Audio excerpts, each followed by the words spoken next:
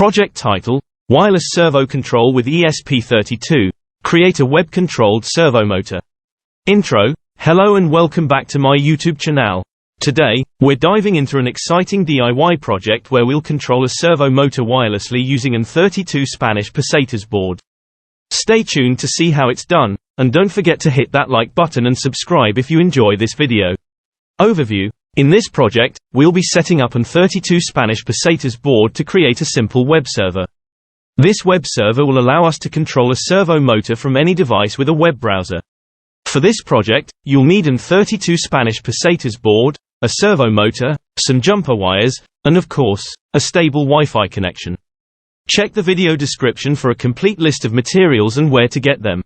Circuit setup: first, let's connect our servo to the ESP32 GPI, O pin number 13, GND to GND and 5 volts to VIN pin of especially 32 board.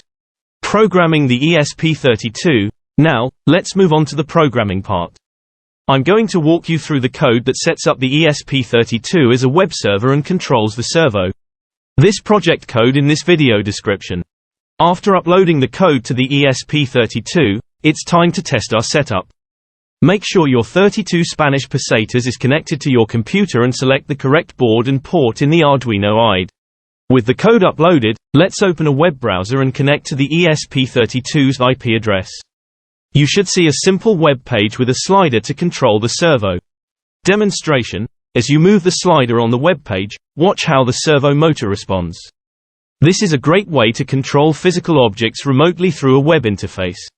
Applications: the potential applications for this setup are vast. From home automation to robotics, the possibilities are endless. I hope you found this tutorial helpful. If you build this project, I'd love to see it.